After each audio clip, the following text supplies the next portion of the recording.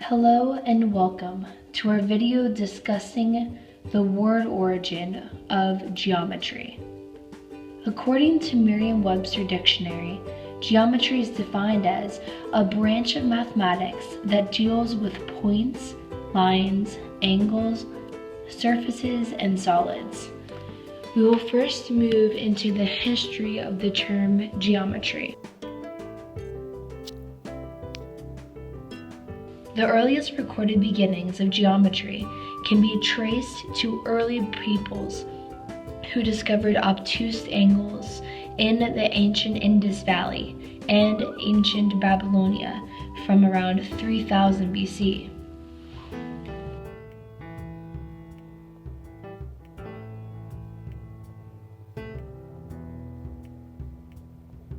Early geometry was a collection of empirically discovered principles concerning lengths, angles, areas, and volumes, which were developed to meet some practical need in surveying, construction, astronomy, and various crafts.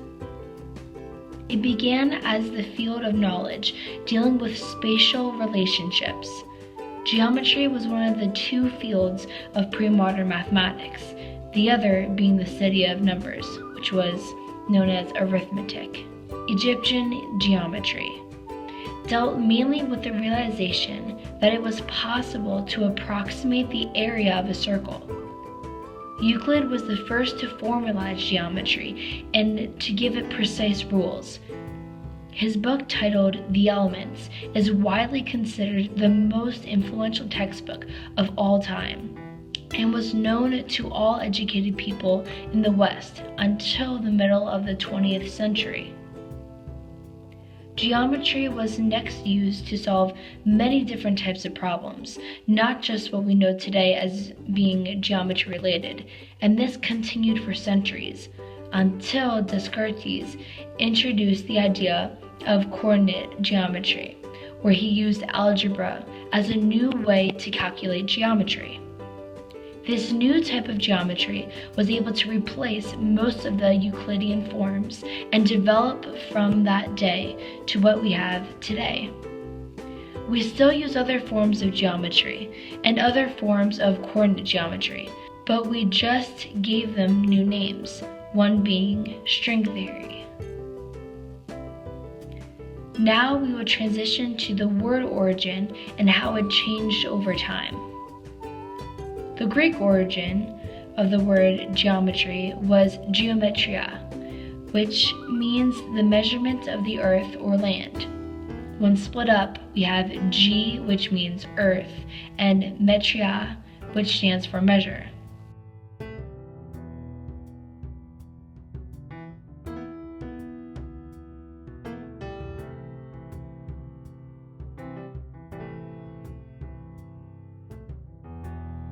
Next, for Latin, we also have geometria.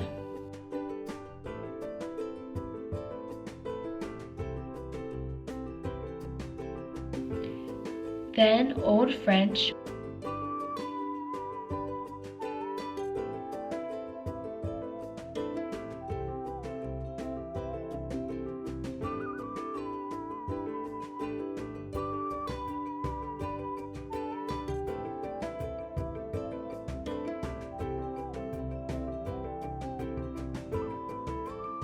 we have geometry,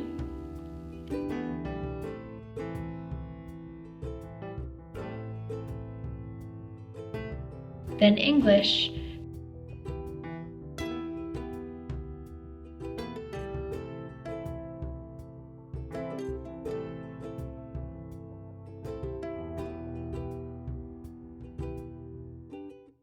who added metri at the end of geo, which leads us to what we have today being geometry.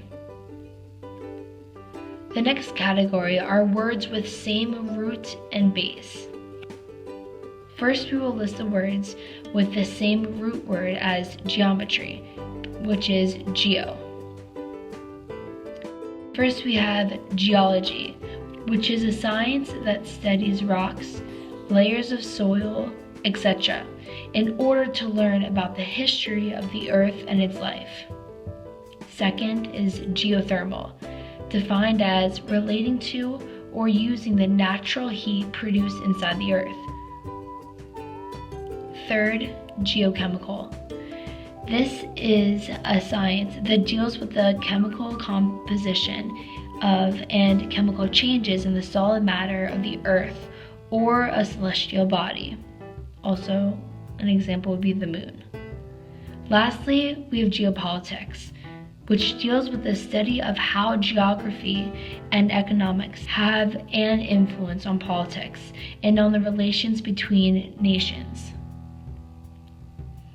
So as you can tell, all of these previous words have something in common, which is geo. That means related to the Earth. Now we will list a couple of words that have the suffix of metri.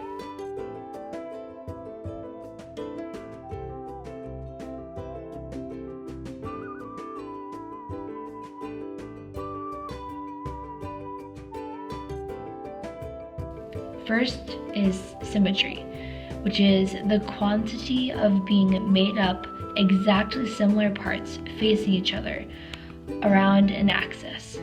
A common example of symmetry can be found in a butterfly. Second, we have stoichiometry, which is the relationship between the relative quantities of substances taking part in a reaction or forming a compound, typically a ratio of whole integers. As one may be able to tell, the previous terms that include metri have to do with some type of measurement. While there are hundreds of different words that either have similar prefixes, suffixes, and root words of geometry, there are tons of different types of geometry as well. The first type we will discuss is Euclidean geometry. It is based upon the axioms discovered by Euclid of Alexandria and was written about in his work known as Elements. One of the axioms states that only one line may be drawn through a given point parallel to a given line. Euclidean geometry can often be found in nature, in such things as pine cones, pineapples, and in the center of a sunflower. Analytic geometry, which includes the solving of geometry problems by representing geometric figures with algebraic equations and plotting them on a coordinate graphing system. Projective geometry, the branch of geometry dealing with those properties of a figure that do not vary when the figure is projected. An example of this would be how two tracks parallel to each other will never actually meet. However, one's perspective may have it appear as though they do. And finally, we have differential geometry, which is the study of geometry using differential calculus. One example of differential geometry that this sphere is a great example of is the Gaussian curvature. This is not a concept that you'll need to understand unless you major mathematics. However, it is interesting to learn. A simple way to see if something possesses Gaussian curvature is to see if the shape can be created without bending or creasing a normal sheet of paper. If it cannot be created with a typical piece of paper, then it displays Gaussian curvature. An example of something without Gaussian curvature would be a cylinder, since you can create this without leaving creases in the paper.